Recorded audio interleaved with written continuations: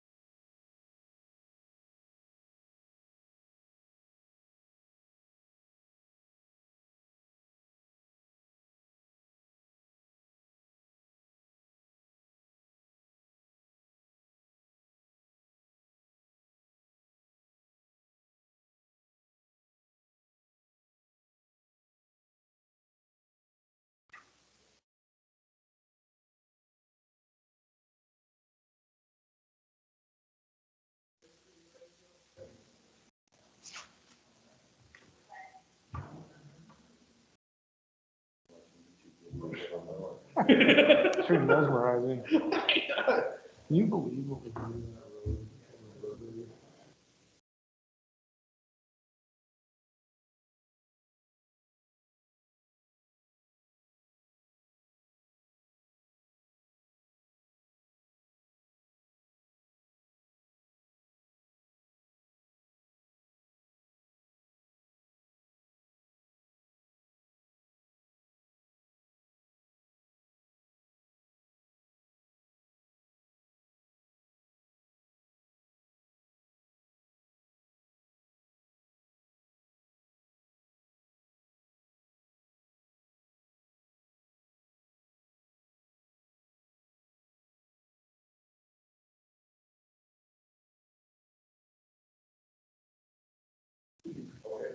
Way to put drainage in there. Whenever it turns it over to the city or whatever, when they're going through, how do you inspect that kind of stuff? Just, yeah, that's a good, great question. I mean, this is a 20-year-old road. Right, you know what I mean, though? Yeah. Now call the December 29th, 2020 Board of Public Works, oh, excuse me, not December 29th. I'm reading off the wrong script here. The January 12th, Fishers Board of Public Works and Safety to order. I don't believe there are any announcements or additional agenda items, are there, Chris? Nope. Seeing none, is there a motion to approve the consent agenda? Make a motion. Motion by Jason, I believe it was just you and Jeff, so is there a second? Second. Jeff, you there? Yes, second. Saw him a minute ago. Yeah, I'm here. Tracy, There he is. There he is. yes. Jeff, or is there a second? Oh, Yes. yeah. He said Oh, thumbs yeah. up, so I'm going to view that as a vote. And so we have a motion, a second. All those in favor, please say aye. Aye. Aye. Still can't hear you, Jeff. I'm not sure if you're on mute or what. No. Reboot.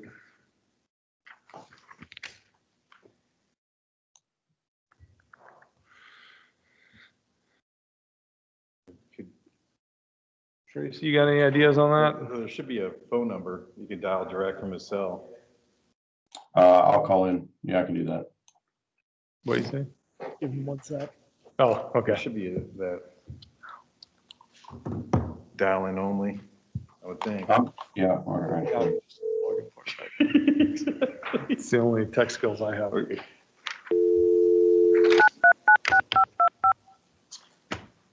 Oh, that'd be on our side. Yeah, that's crazy, but you know, how do you inspect when you go through the drain? Welcome to the audio conferencing center. Please enter a conference ID followed by pound.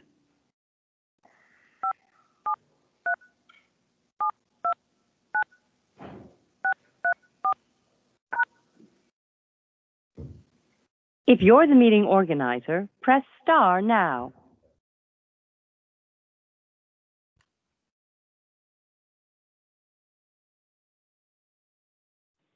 You are now joining the meeting. We're gonna try and buy that. Please wait for the leader. You are now joining the meeting. This meeting is being recorded and or transcribed. All right, can you hear me?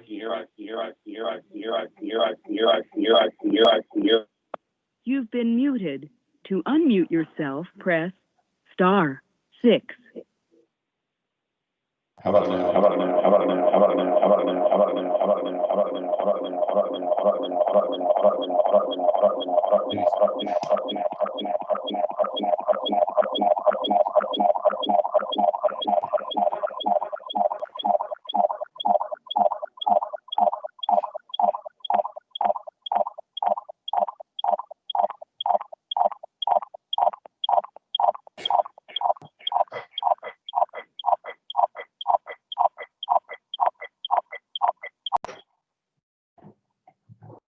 Anything?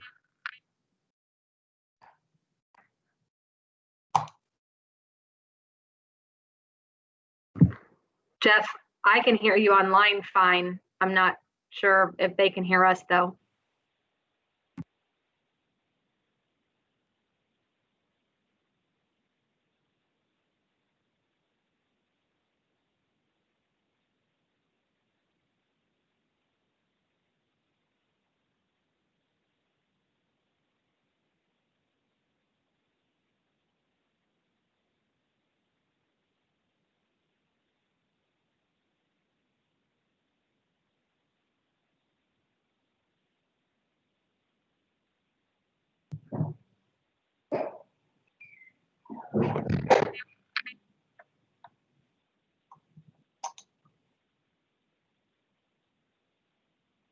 All right, I'm back.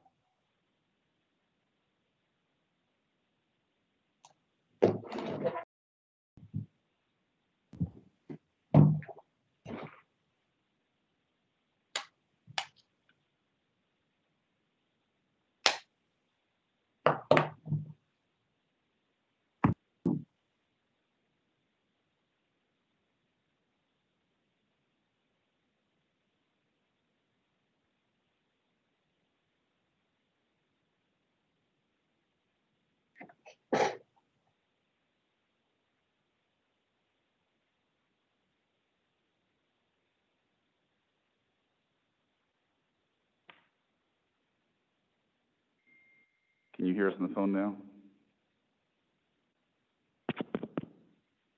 I'll repeat, is there a motion to approve the resolution declaring certain city property as surplus? So moved. Is there a second? Still hoping. No, I'll second. All those in favor, please say aye. Aye. Motion carries. Moving on to the request to approve, this is the one that, oh no, this isn't the one Jason's excited about, my apologies. This is a request to approve resolution declaring a certain skid steer as surplus and authorizing the purchase of a Bobcat track loader. I assume Tabitha is probably on the line, but may not be able to be reached at this time. Is that fair, Tracy? Give me 1 second and I'll confirm. I'm here. This is Jeff Lance. Oh, there's Tabitha. Tabitha, anything you want to mention briefly about this agenda item? No, it's pretty straightforward, just replacing a piece of equipment that it is time to update. Any additional questions for Tabitha? Seeing none, is there a motion to approve? Is there a second? Second. Second. All those in favor, please say aye. Aye. Aye. There we go. Now we're all on. Okay. Thank Moving on you. to item 7. Actually, thank you, Tabitha. Actually, we're going to move back to the consent agenda and knock out the minutes. So we had a motion from Jason and a second from Jeff before we had a technological issue. Is there all those in favor, please say aye. Aye. Aye. Motion passes. I abstain. I was not at that meeting. We'll go back down to item 7. This is a request to approve services agreement with Flock Group Incorporated, Chief Gebhardt.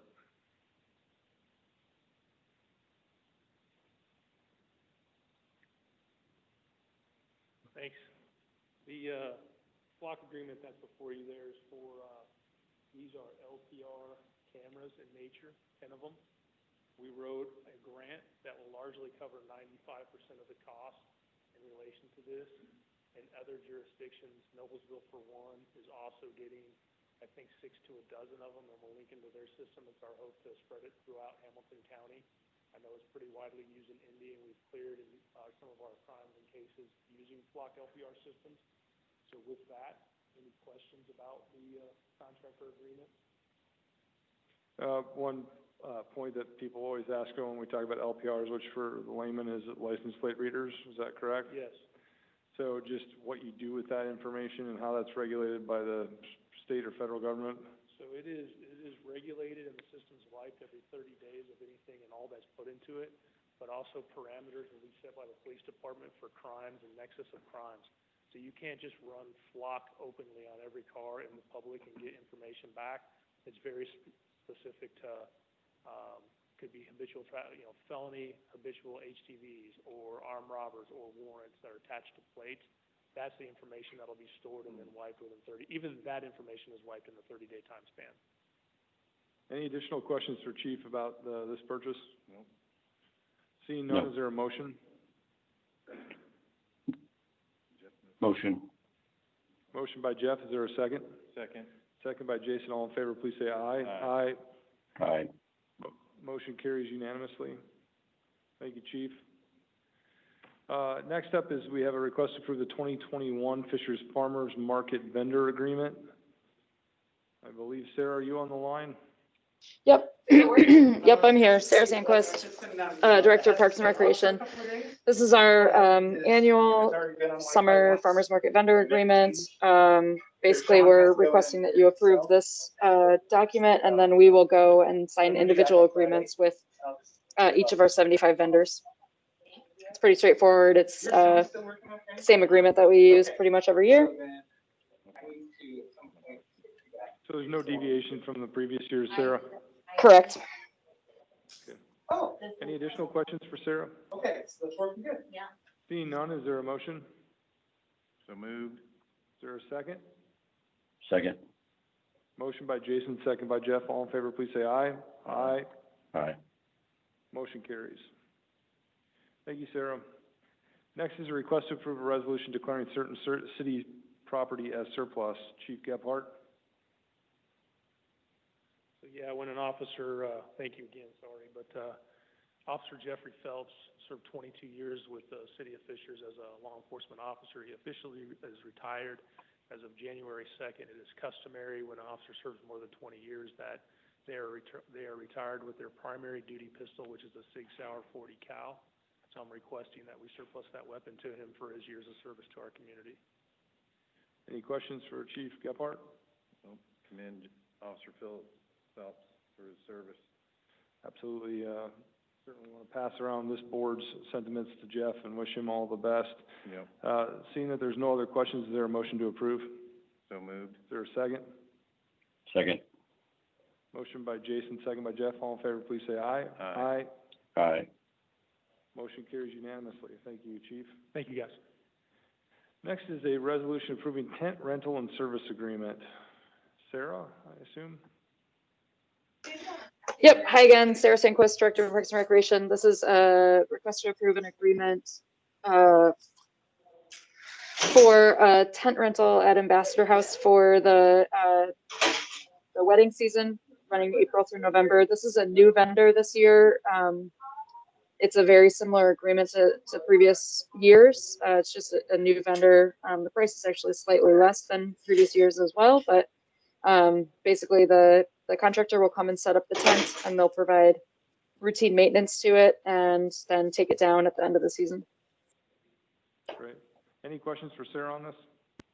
So, reviewing it started, the intent is to start 1/1 to 12/31 of the year. So under current COVID restrictions in the city, at an average of $3,100 a month, is there a way to, we don't know what the future is going to be, so we're expending $37,000 and we may not even be able to hold, outdoor gatherings of this magnitude. So is there a way to consider that timing or reduce the amount of time we actually rent the tent? That's a great question, Sarah. Is there any flexibility if we find ourselves in the April timeframe or what have you, as we start to look at weddings and we're still under significant restrictions, that we could push that back, or is this locked in for a certain period of time? Well, it's usually installed in April. So even though, the agreement started at the beginning of the year, the install comes in April. I would hope that the company would be, we didn't specifically talk with them about whether they'd be willing to make adjustments if we're not able to hold events under it. But since it is a viable option for outdoor events, I think we'd like to proceed with getting it erected so that we have the possibility of hosting, even if they're not, the full size that they normally would be, that we can even host things for a reduced audience of, up to 10 or 25 people. So you're saying that even under those scenarios, even if it's 25 people, I assume, and I guess having talked to our public health department, they would prefer us to be out in the tent than in a building per se. Absolutely. The likelihood would be it would be used regardless. Yes, and we did with the tent last year, even though many events were canceled or moved, we did still utilize having that space and having a covered space. What's their turnaround time? If we were to suspend it and say, okay, come down in levels, we're able to engage with more activity outside, how fast could they react?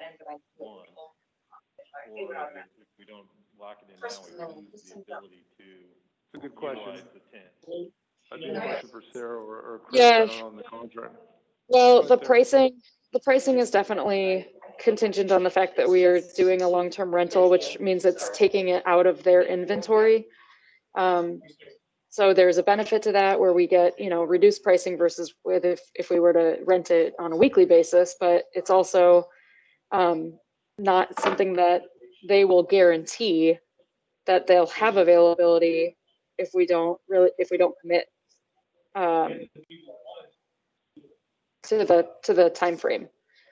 Not to say that they're going to rent it if we don't make a decision in the next, if we push it by a month or so, but our first wedding is scheduled for the first week of April. So we would want to definitely make sure that we have the tent ready to go if we are able to hold events.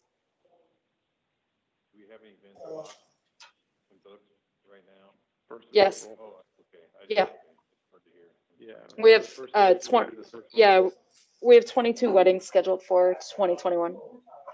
So, hate to go down this rabbit trail. So if red and if there's restrictions, do we refund all the money for people that reserved for that? Sarah, do you want to talk about how you've handled the restrictions and cancellations we've had to do so far? Sure. During COVID? Yeah, so our process is to notify renters a month in advance of where we're at with the current, levels and how it's looking, if they're going to be able to hold their event, if they're going to be able to hold their event with limited attendance, or if they're going to need to either think about canceling for a full refund or rescheduling to a later date. So we try to keep in contact with all of those renters and give them as much notice as we know about where it's trending.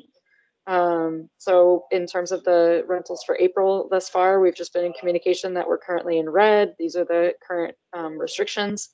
But as far as we know, looking forward, we're still anticipating that they could hold their event in April.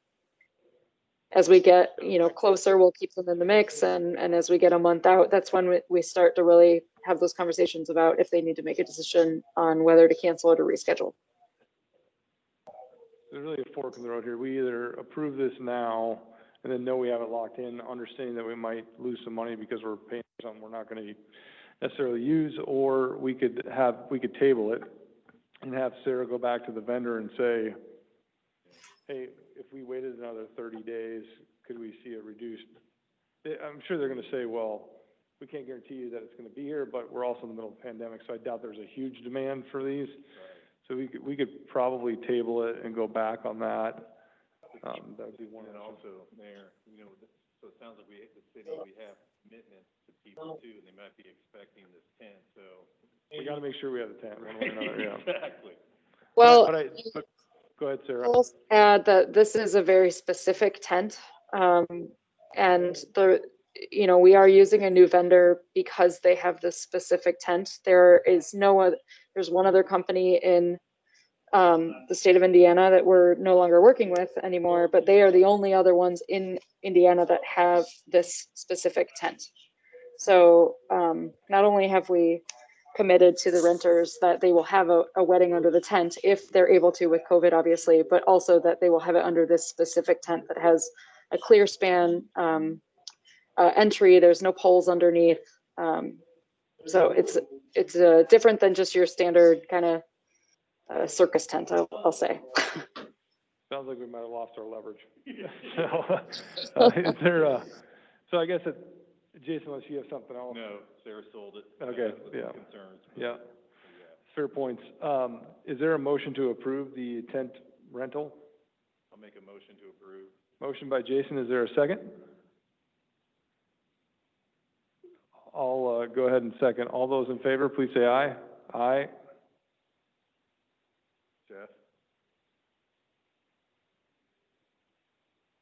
Oh, you're muted, Jeff. You're muted, Fran.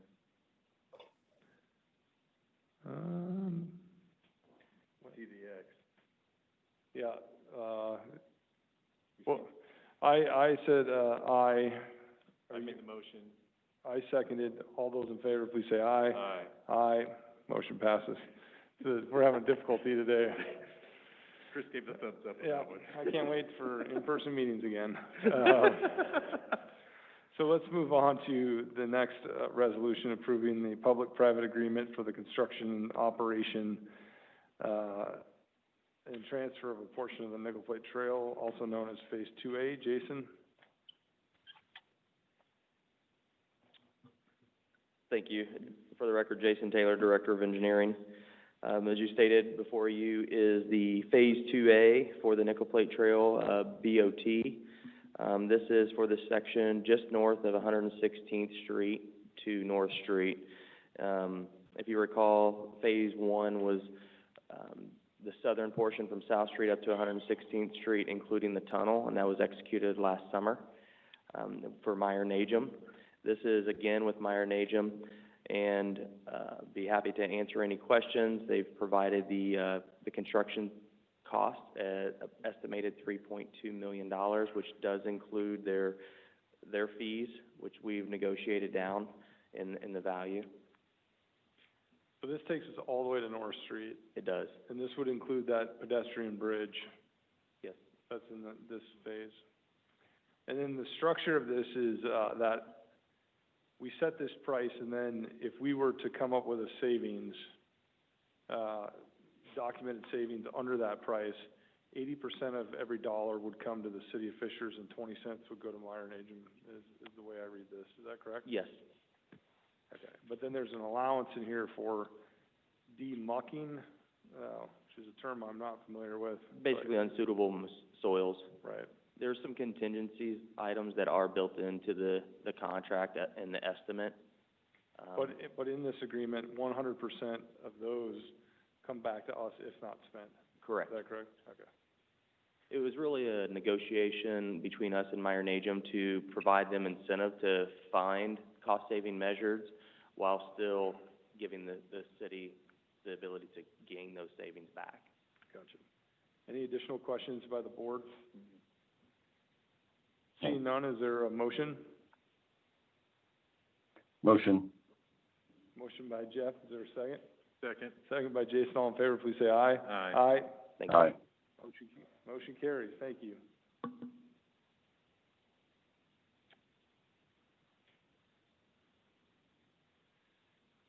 Next is a request to approve change order number 1 for road rehabilitation contract for Bearberry Estates, or Burberry. Yes, again, Jason Taylor, Director of Engineering. Before you is the recent contract that was completed this past year. It's a change order for Burberry subdivision. It was an existing concrete roadway project that, the exhibit you see on the screen here, the original scope of the project was to rubblize in place the concrete and reuse that as a base for the asphalt. After coordination with the contractor, we changed that approach at a similar cost to be a mill in place and leave those concrete millings.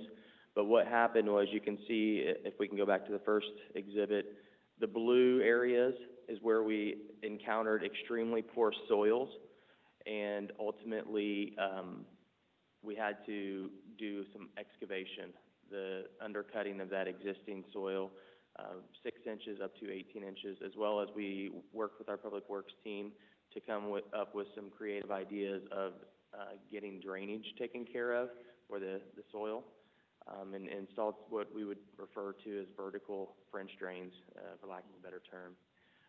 But there, we do also have some pictures to show the construction as part of the, during the construction of that. If we can scroll down or to the other exhibit.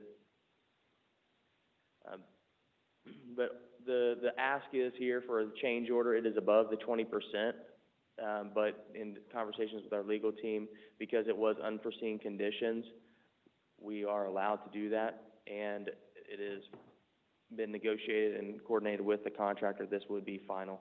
So I think one point of clarification, because I think it reads differently on the, in some regard in the contract. The actual $143,000. Correct. I think I read here a minute ago, it read as though the change order was for $1.6 million. That's not. That's the case. total That's amount. the total amount, right? Yep. Okay. Just wanted to clarify that. Any additional questions for Jason? So Jason, I know it was 20-some years ago when this neighborhood was developed. Do we know who did this initially? So we can almost put them on a do not bid list? Well, there's a question as to whether even the design was not. I mean, Right, but you know what I'm saying? Can you maybe speak, Jason, briefly to these spots where we have just really like catastrophic failure of the subgrade? When you guys looked into this, was this a design failure or? I think there was a lessons learned situation. The standards 20 plus years ago when this was actually constructed those standards are different than what we have today. Under drains were not standard in our construction and subdivisions or along our roadways, which you can see in the picture that's currently shown. It's pretty wet soil conditions. Yeah. Our current standards are set up for development such that any roadway is going to have stone, or it's a thicker soil that is compacted, in which we inspect to make sure. I can't speak to the construction methodology that was used on this particular situation, but we did do some investigation through aerials and the old plans to be able to determine if these align with some of those wet areas, because it was a field. And it could also be that there were field tile that were left in place that are still carrying water, and then we just not been able to intercept all of those. Is there a motion to approve? So moved. Motion approved. Second. I'll second it, Jeff. You both doubled up. So we have a motion and a second. All those in favor, please say aye. Aye. Aye. Motion carries. Thank you. Now for the much anticipated agenda item that Jason's very excited about. A resolution approving a special purchase of a radio controlled mower, also a remote controlled mower. Yeah, Eric, you're gonna talk about this?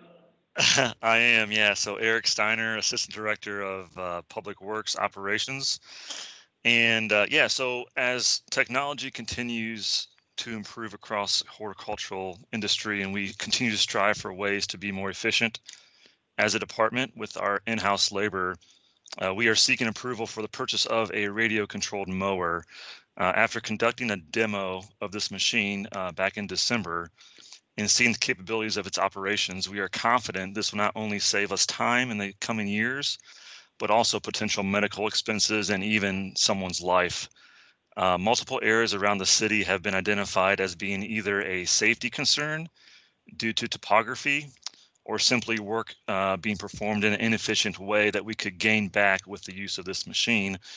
The machine itself is a track machine able to mow up to a 50-degree slope, mow through 4 inches of water, cutting down, cattails and whatnot, and also has a 1,000-foot reach from the operator. After conducting a return on investment analysis, this mower will save us approximately 600 hours a year, basically seeing a return on investment in about 1 year's time. This is a special piece of equipment manufactured in Wisconsin, and Brown Equipment up in Fort Wayne is the only vendor licensed in Indiana to sell this piece of equipment or service it for that matter. So we see a lot of benefit in this machine, and we'd like to move forward with the purchase of it, and we'll entertain any questions that you may have. Any questions for Eric? Jason's curious if there's a residential application. I've got a ditch. If there are no questions, is there a motion to approve? So moved. Motion by Jason, is there a second? Second. Second by Jeff. All in favor, please say aye. Aye. Aye.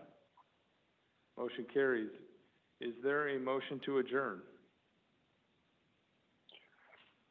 Motion to adjourn. Is there a second? Second. Motion by Jeff, second by Jason. All in favor, please say aye. Aye. Meeting Aye. adjourned.